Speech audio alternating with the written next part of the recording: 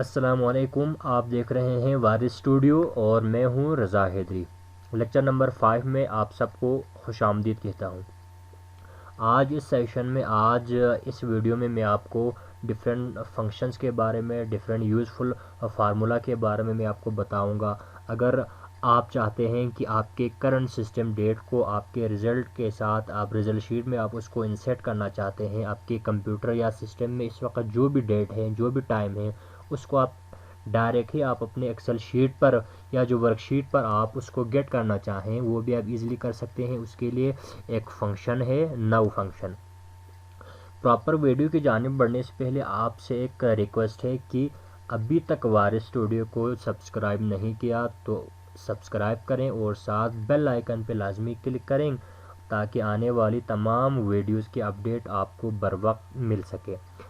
अगर आप चाहते हैं कि आपके जो सिस्टम के जो एक्चुअल डेट हैं, करंट डेट हैं, उसको आप आपके एक्सेल शीट पर, रिज़ल्ट शीट पर कोई भी सेल्स रिपोर्ट है, कोई भी रिपोर्ट है, उस पर आप प्रिंट करना चाहें तो वो आप आसानी से कर सकते हैं। आप लिखें फार्मूला बार में इक्वल टू लिखें और NOW नाउ एक फंक्शन है। ये फंक्शन क्या करेगा, आपके सिस्टम से डेट और टाइम दोनों को उठाएगा और यहाँ डिस्प्ले करेगा। देखें यहाँ पर करंट डेट उसने आगे टाइम डिस्प्ले कर रहा है और यहाँ पे डेट डिस्प्ले कर रहा है। इस फॉर्मेट को भी आप चेंज कर सकते हैं। यहाँ पे फॉर्मेट है, आप यहाँ कस्टम में जाएं। कस्टम में जाने के बाद आप यहाँ देखें शॉर्ट डेट। आप शॉर्ट डेट पे आप क्लिक करेंगे तो सिर्फ आपको डेट दिखाएगा। आप लॉन्ग डेट पे क्लिक करें तो सबसे पहले आपको डे दिखाएगा, फिर मंथ्स, फिर ईयर। आप देखें लॉन्ग डेट पे आप क्लिक करें और इसको ज़रा आप बड़ा करें सेल को। देखें यहाँ पर डे, फिर यहाँ पर मंथ्स और आगे ईयर। आप इसको दोबारा आप यहाँ पे जाके शॉर्ट डेट पे क्लिक करें तो सिर्फ और सिर्फ वो डेट दिखाएगा। इस तरीके से देखें डेट। और टाइम पे आप क्लिक करें तो आपको टाइम दिखाएगा और ये ऑटोमेटिकली जब भी आप एक्सेल शीट को ओपन करेंगे करंट सिस्टम डेट को ही उठाएगा। ये अपडेट होता रहेगा। ये एक फंक्शन। सेकंड फंक्शन है, आप यहाँ क्लिक करें फार्मूला बार में, फार्मूला टैब पे आप क्लिक करें और यहाँ पे आप आ जाएं मैथ्स पोर्शन में। यहाँ पर बेशुमार आपके सामने फंक्शंस आएंगे। इसमें बेस ऑप्शन है, इसके अंदर कॉस्ट है और इवन है, एक्सपोनेंट है, इसके अंदर पावर है, मॉड है। जिस तरह यहाँ पर एक मॉड है, मॉड फंक्शन को हम यूज़ करेंगे। यहाँ पर हम मॉड निकालेंगे। मॉड फंक्शन हम यहाँ मैथ्स है, यहाँ से हम मॉड फंक्शन को हम सेलेक्ट करते हैं। मॉड फंक्शन क्या करेगा, बेसिकली रिमाइंडर को डिस्प्ले करेगा। जब हम किसी नंबर को किसी दूसरे नंबर से डिवाइड करेंगे तो जो भी रिमाइंडर होगा, 0 हो, 1 हो, 2 हो, 3 हो, जो भी हो, उसको जो है ना डिस्प्ले करेगा। आप यहाँ पे डायरेक्ट नंबर भी दे सकते हैं या आप यहाँ पे किसी सेल का एड्रेस या रेफरेंस भी दे सकते हैं। हम यहाँ पर किसी सेल का हम यहाँ पर रेफरेंस देंगे। फ़र्ज़ करेंगे रेफरेंस हम क्या देंगे, यहाँ पे आप क्लिक करें, सबसे पहला हम P1 रेफरेंस देंगे और सेकंड पे हम यहाँ पे Q1 ओके करें। अब आप देखेंगे यहाँ पर आप 45 को आप 10 को आप मल्टीप्लाई करें 3 से, इसने रिज़ल्ट दिखाया 1। ये 1 क्यों दिखाया, क्योंकि 3 3 9। अगर हम 10 को 3 से डिवाइड करें तो डिवाइड नहीं होगा क्योंकि ये हमारे पास ओड नंबर है, ये इवन नंबर है, तो इसका जो रिमाइंडर है वो 1 है। अगर यहाँ पर हम 8 लिखें तो यहाँ पर क्या आना चाहिए, 2 आएगा। यहाँ पर हम 8 लिखें और यहाँ पे 2 होगा। यहाँ पे देखें 2, क्योंकि 3 2 6 और बाकी जो रिमाइंडर है वो 2 है, 2 बच गया। तो इस तरीके से बहुत सारे इसके अंदर फंक्शन हैं। स्क्वायर का ऑप्शन इसके अंदर मौजूद है, स्क्वायर रूट हैं और पावर हैं, बहुत सारे हैं, सम हैं, इफ़ एल्स वगैरह हैं। और यहाँ पर जिस तरह स्क्वायर रूट हैं, देखें हम किसी भी नंबर का हम यहाँ पर स्क्वायर रूट मालूम कर सकते हैं। आप यहाँ पर 144 लिखें तो ऑटोमेटिकली यहाँ देखें यहाँ पर 12 लिखा नज़र आ रहा है। हमने उसको इनपुट दिया था 144 और उसने हमें आउटपुट दिया 12। अगर आप किसी यहाँ पर कोई ऐसा कोई सेल बना के रखते हैं, यहाँ पर वैल्यू देने के बजाय इसको हम यहाँ पर रिमूव करके रखते हैं और यहाँ पर हम इसका हम एड्रेस देंगे।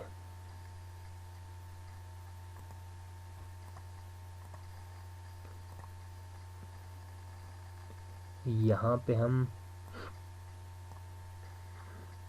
स्क्वायर रूट ये हैं और यहाँ पे हम इसका एड्रेस देंगे। अब हम यहाँ पर जो भी नंबर लिखेंगे वो उसका स्क्वायर रूट निकालेगा। यहाँ पे देखें ये दोनों,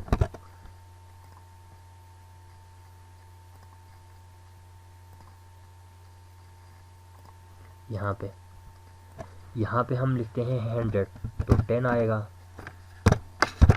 10। देखें यहाँ पे हम 16 लिखें, इसका आंसर 4 आएगा, तो ऑटोमेटिकली इसका स्क्वायर रूट निकाल रहा है। तो ये जो है ना बेसिक फंक्शंस हैं इसके अंदर और बेशुमार फंक्शंस हैं, लॉजिकल है, इफ़ है, एल्स है, नॉट हैं और फाइनेंशियल वाले जो है ना वो फाइनेंशियल फंक्शन इसके अंदर इस्तेमाल कर सकते हैं।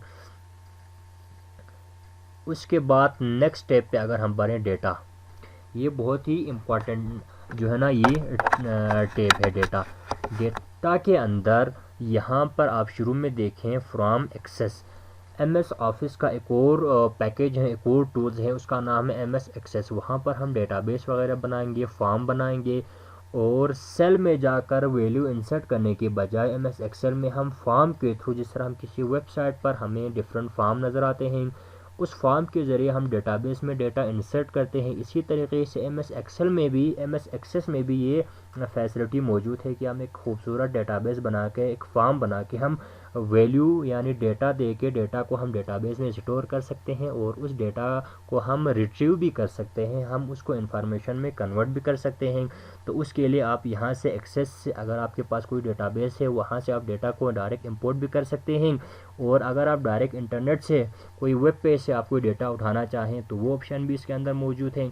फ्रॉम टेक्स्ट, अगर आपके सिस्टम के अंदर कोई आपके कंप्यूटर लैपटॉप के अंदर टेक्स्ट फॉर्म में या कोई किसी भी जो है ना टेक्स्ट फॉर्म में, जिस तरह नोटपैड है, नोटपैड के अंदर कोई टेबल है या कोई डेटा है, उसको आप डायरेक्ट यहाँ पर इंपोर्ट करके डिस्प्ले करवा सकते हैं, ये ऑप्शन मौजूद है। नेक्स्ट आगे यहाँ पे आपको शुरू में मैंने आपको बताया असेंडिंग और डिसेंडिंग, यानी यहाँ पर सॉर्टिंग वाला ऑप्शन है। यहाँ पर सॉर्टिंग, ये सॉर्टिंग होम टैब में भी मौजूद है। होम टैब पे आ जाएं और यहाँ पे देखें यहाँ पे मौजूद हैं और वो यहाँ डेटा टैब में जाके भी मौजूद हैं। ये फ़िल्टर यहाँ आपको नज़र आ रहा है, अभी मैंने यहाँ पर फ़िल्टर का ऑप्शन जो है ना ये इस्तेमाल किया है। यहाँ पर अगर यहाँ से मैं फ़िल्टर को रिमूव करके दोबारा फ़िल्टर लगाऊँ तो फ़िल्टर क्या करेगा, हम यहाँ से 1 बाय 1 कॉलम को फ़िल्टर कर सकते हैं। फ़िल्टर हम किस तरीके से करेंगे, सबसे पहले आप यहाँ से सेलेक्ट करें रो को। यहाँ पे देखें रो नंबर 2 में हमने सेलेक्ट किया सीरियल नंबर से लेकर यहाँ पे, बल्कि हम सबको सेलेक्ट नहीं करेंगे, इन तीनों को हम सेलेक्ट करेंगे।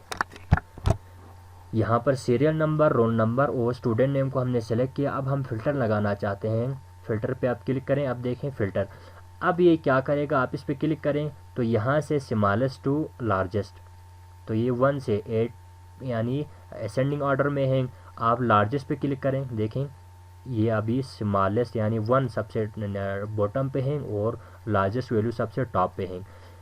उसके लिए आपको कहीं और ऑप्शन पे क्लिक करने की ज़रूरत नहीं है, आप इस पे फ़िल्टर लगा के रखें और आसानी से आप यहाँ से किसी भी यहाँ पर हमारे पास 8 रिकॉर्ड हैं, आप इसमें से किसी भी रिकॉर्ड को आप यहाँ से हाइड कर सकते हैं। मिसाल के तौर पर इस वक्त हम जॉन हैं यहाँ पर हमारे पास सीरियल नंबर 1 पे, उसको हम यहाँ पे जॉन है, इसको हम हाइड करना चाहते हैं, इसको हम यहाँ से हाइड करें। आप इसको अनचेक करके ओके करें। देखें अब ये हमारे पास पहले 1 था जॉन, अब ये यहाँ से रिमूव हो चुका है, हाइड हो चुका है, परमानेंटली रिमूव तो नहीं हुआ है, हाइड हुआ है। आप इसको दोबारा लाना चाहते हैं, फिर आप सीरियल नंबर पे क्लिक करें और इसको चेक करें, इसको टिक करें तो दोबारा आपके सामने डिस्प्ले होंगे, ये देखें 1। इसी तरीके से रोल नंबर पे भी यही है, आप इसको smallest to largest, largest to smallest आप ये कर सकते हैं। नेम वाइज आप कर सकते हैं, नेम पे आप A to Z या Z2A कर सकते हैं। आप Z2A करें, देखें ए वाले सबसे बॉटम पे हैं, या A to Z करेंगे तो Z वाले यानी सबसे लास्ट में होंगे और B वाले सबसे जो है ना टॉप पे होंगे। ये हैं फ़िल्टर। नेक्स्ट एक ऑप्शन आपके सामने यहाँ पर नज़र आ रहा है, वो है यहाँ पर रिमूव डुप्लिकेट्स। अक्सर हम डुप्लिकेट एंट्री करते हैं, अगर आप उन डुप्लिकेट एंट्री को डिटेक्ट करना चाहें, उसको आप रिमूव करना चाहें, तो उसके लिए इसके अंदर एक ऑप्शन है रिमूव डुप्लिकेट का। यहाँ पे हम इसको करने की ज़रा कोशिश करते हैं। ये है, यहाँ देखें हमारे पास डुप्लिकेट एंट्री है, इसने कॉलम क्यू को ऑटोमेटिक यहाँ से डिटेक्ट किया, कॉलम हमारे पास क्यू है। अब कहते हैं 1 duplicate value found and remove 4 unique value remain. इसके अंदर यानी 1 डुप्लिकेट वैल्यू 2 को हमने 2 बार लिखा था और टोटल इसके अंदर 5 नंबर्स थे, और अभी एक को रिमूव करने के बाद 4 यूनिक वैल्यूज़ इसके अंदर अभी रिमेनिंग वैल्यूज़ है। दोबारा समझाने के लिए मैं आपको यहाँ पे एक और डुप्लिकेट वैल्यू यहाँ पे ऐड करके दिखाता हूँ। 3 हैं, 3 अभी हमारे पास देखें 3 टाइम्स हैं। इसको आप सेलेक्ट करें, सेलेक्ट करने के बाद रिमूव डुप्लिकेट पे क्लिक करें और ओके करें। अब वो क्या कह रहा है, 2 डुप्लिकेट वैल्यूज़ फाउंड, यानी 3 को हमने 3 बार लिखा था तो 2 बार उसने इसको रिमूव किया और इसको अभी यूनिक रखा है। अभी आप देखें इसमें कोई डुप्लिकेट वैल्यू नहीं है, 4 यूनिक, इसमें से कोई अभी इस वक्त डुप्लिकेट नहीं है, सारे नंबर हमारे पास यूनिक हैं। तो इस तरीके से जो है ना हम किसी भी नंबर को यानी डुप्लिकेट को हम यहाँ से जो है ना रिमूव कर सकते हैं।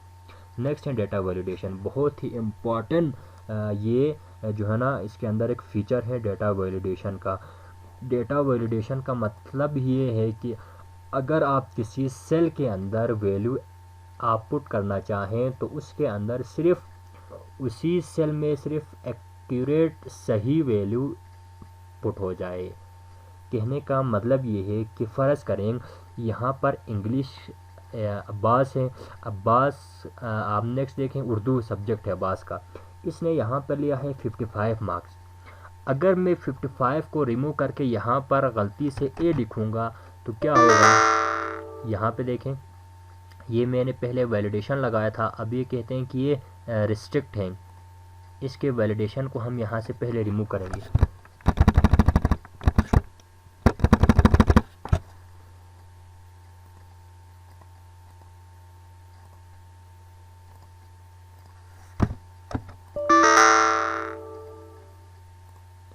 यहाँ से हम इसकी डेटा वैलिडेशन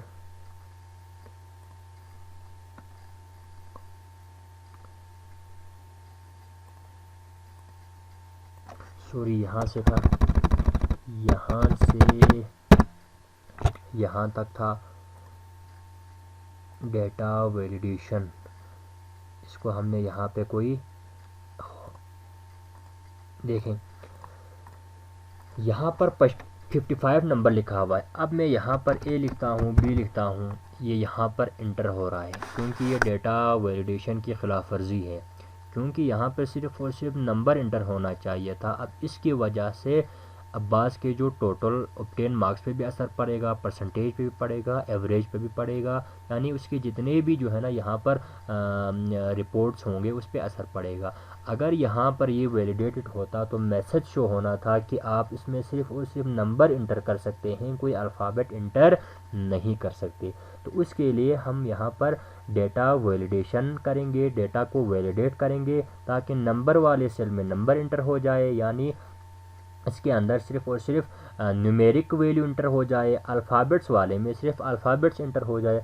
अगर मैं स्टूडेंट नेम के जगह पर यहाँ पर 33 लिखूँगा तो क्या पता चलेगा कि ये 33 क्या चीज़ है, ये स्टूडेंट का नाम तो नहीं हो सकता, क्योंकि ये अल्फ़ाबेट नहीं है। अब हम जो है ना यहाँ पर डेटा वैलिडेट करेंगे, डेटा पे वैलिडेशन लगाएंगे, तो डेटा वैलिडेशन लगाने से हमें वो मैसेज शो करेगा बार बार, और रॉन्ग इनपुट हम नहीं दे सकते, वो एक्सेप्ट ही नहीं करेगा अगर हम कोई रॉन्ग इनपुट जो है ना कंप्यूटर को या जो है ना इस एक्सेल शीट को देने की कोशिश करेंगे। तो सबसे पहले हम यहाँ पर नेम पे हम वैलिडेशन लगाएंगे। नेम, आप अब्बास से लेकर सेलेक्ट करें शहरियार तक, डेटा वैलिडेशन पे क्लिक करें और यहाँ पर आप उसको एलो करेंगे। क्या होल नंबर तो नाम नहीं हो सकता, text length, custom, list, date, any value रखेंगे तो क्या होगा, इसमें आप टेक्स्ट स्ट्रिंग भी आप लिख सकते हैं यानी कैरेक्टर भी आप लिख सकते हैं और उसके बाद आप इसमें नंबर भी लिख सकते हैं। होल नंबर रखेंगे तो यहाँ पर होल नंबर आएंगे 0 से लेकर 9 तक। डेसिमल रखेंगे, लिस्ट, डेट, टाइम, टेक्स्ट आप लेंथ आप रख सकते हैं और उसके बाद ये आप नंबर पे भी लगा सकते हैं और टेक्स्ट पे भी लगा सकते हैं। अगर आप किसी ऑब्टेन मार्क्स पे, मिसाल के तौर पर ऑब्टेन मार्क्स पे आप वैलिडेशन लगाना चाहें, ऑब्टेन मार्क्स क्या होगा 0 से लेकर 100 तक होगा, 100 से ज़्यादा, 100 टोटल मार्क्स है हर सब्जेक्ट का, तो 100 से अबो तो किसी का ऑब्टेन मार्क्स नहीं हो सकता। अगर एक स्टूडेंट उसका 0 तो हो सकता है, 1 तो हो सकता है, लेकिन 100 से अबो नहीं हो सकता, तो इसलिए हम इसको वैलिडेट करेंगे। देखें अब इसने ऑटोमेटिकली कॉलम को हमने सेलेक्ट किया था, उसने कॉलम को यहाँ पर उठाया और यहाँ पर वैलिडेशन पे क्लिक करेंगे। वैलिडेशन के लिए होल नंबर है, बिटवीन आप रख सकते हैं, नॉट बिटवीन रख सकते हैं, उसको आप छोड़ें। आप यहाँ पर मिनिमम देखें, 0 मिनिमम वैल्यू है, मैक्सिमम 100 हो सकता है, 100 से एबो नहीं हो सकता। जो ही 100 से एबो होगा तो ये सिस्टम एरर देगा। आप अपनी मर्ज़ी से यहाँ पर मैसेज रख सकते हैं, यहाँ पर आप इनपुट मैसेज दे दें मैक्सिमम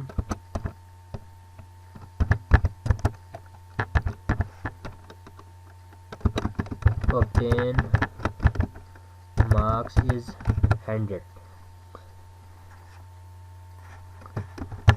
सॉरी टाइटल, इसको आप यहाँ देखें। अब यहाँ पर 55 है, 55 पे मैं यहाँ पर जो ही 101 इंटर करूँगा तो ये मैसेज देगा सॉरी आप जो है ना 101 इंटर नहीं कर सकते हो क्योंकि मैक्सिमम वैल्यू 100 है। लेकिन इसने यहाँ पर जो है ना हमें एक मैसेज दिया।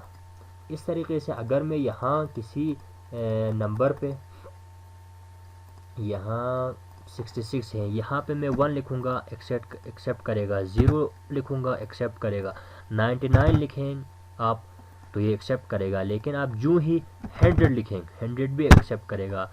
100 से जो ही वैल्यू बढ़ जाएगी 101 ये एरर देगा। क्यों? क्योंकि हमने इसको वैलिडेट किया था। वैलिडेट करने का फ़ायदा ये होगा कि एक्यूरेट यानी सही डेटा जो है ना ये एक्सेप्ट करेगा, यूज़र से सही डेटा एक्सेप्ट करेगा। जब सही डेटा यूज़र से एक्सेप्ट करेंगे तो इसका जो है ना इंफॉर्मेशन वो भी सही होगा, वो भी एक्यूरेट होगा। अगर सही इनपुट यूज़र से नहीं लेंगे तो उसका असर उसके रिजल्ट पे, उसके ऑब्टेन मार्क्स पे, उसके एवरेज पे, उसके परसेंटेज पे लगेगा। तो इसको कहते हैं डेटा वैलिडेशन।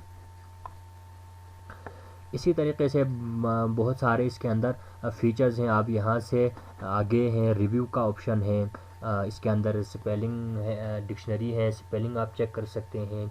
और उसके बाद यहाँ से आप शीट को प्रोटेक्ट कर सकते हैं। प्रोटेक्ट करने का मतलब ये है कि आप ने कोई MS एक्सेल के वर्कबुक के अंदर एक वर्कशीट पे आपने काम किया, आप चाहते हैं कि कोई बंदा उसको उस शीट को एक्सेस तो करे लेकिन उसके अंदर चेंजेस वो यानी उस डेटा को वो पढ़ सके, देख सके, लेकिन वो चेंजेस ना कर सके। तो उसके लिए आप इस शीट को प्रोटेक्ट करेंगे। आप शीट को प्रोटेक्ट करने से होगा ये कि कोई भी यूज़र आपके डेटा को देखेगा लेकिन वो इसके अंदर चेंजेस नहीं कर सकता। प्रोटेक्ट शीट देखें, प्रोटेक्ट शीट के अंदर यहाँ पर पासवर्ड मांग रहा है, आप यहाँ पर उसको पासवर्ड देंगे और यहाँ पर क्या क्या फंक्शंस हैं वो यहाँ पर फॉर्मेट सेल नहीं कर सकता, फॉर्मेट कॉलम नहीं कर सकता, यानी इंसर्ट कॉलम नहीं कर सकता, डिलीट कॉलम नहीं कर सकता। इन सब को आप टिक करके चेक करें, इन सब को आप यहाँ पर देखें, इनको चेक करें और यहाँ पर पासवर्ड रखेंगे 1 2 3 4 5, री इंटर करें 1 2 3 4 5। ठीक है जी। अब इसको आप सेव करके ज़रा क्लोज करें।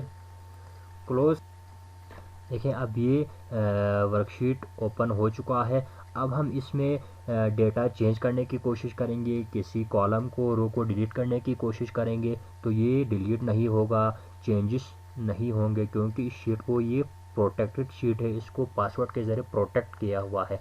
अब मैं यहाँ पर यहाँ पर देखें रो नंबर 5 पे है अली, इसको मैं राइट क्लिक करके डिलीट करना चाहूँ तो डिलीट नहीं होगा। देखें ये प्रोटेक्टेड है। यहाँ पर आ रहे हैं you may be prompted for password, यहाँ पर 55 है, इसको मैं चेंज करके 0 करना चाहता हूँ, ये नहीं होगा। क्यों? क्योंकि ये प्रोटेक्टेड है। ये बहुत ही इंपॉर्टेंट जो है ना, इसके अंदर एक फ़ीचर है। 2007 और 10th में ये नहीं है, 2013 और 16 में है ये प्रोटेक्टेड शीट। आप शीट को भी प्रोटेक्ट कर सकते हैं और वर्कबुक को भी प्रोटेक्ट कर सकते हैं। ये ऑप्शन यहाँ रिव्यू के अंदर है, देखें। उसके बाद अगर आपको पासवर्ड मालूम है तो आप इसको अनप्रोटेक्ट करें और आप चेंजेस करें, अनप्रोटेक्ट शीट करें 1 2 3 4 5, ये हमने पासवर्ड रखा था, ओके करें। अब आप आसानी से चेंजेस कर सकते हैं। देखें अब कोई एरर नहीं है। इसी तरीके से यहाँ पर प्रोटेक्ट वर्कबुक है। ये हो गई वर्कशीट की। अब हम शीट नंबर 2 पे बात कर रहे हैं। सिर्फ यही शीट प्रोटेक्ट होगा।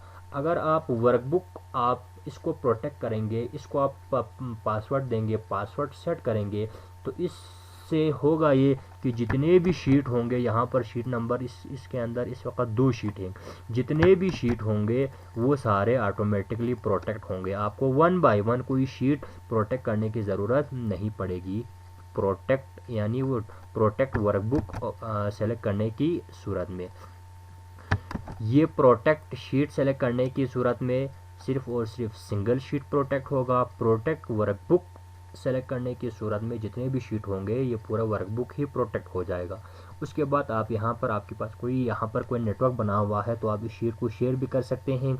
और प्रोटेक्ट एंड शेयर, आप किसी शीट को प्रोटेक्ट करके भी आप आगे शेयर कर सकते हैं ताकि वो सिर्फ और सिर्फ चेक कर सके, देख सकें, यानी चेंजेस वो न कर सके। तो ये ऑप्शन इसके अंदर मौजूद है।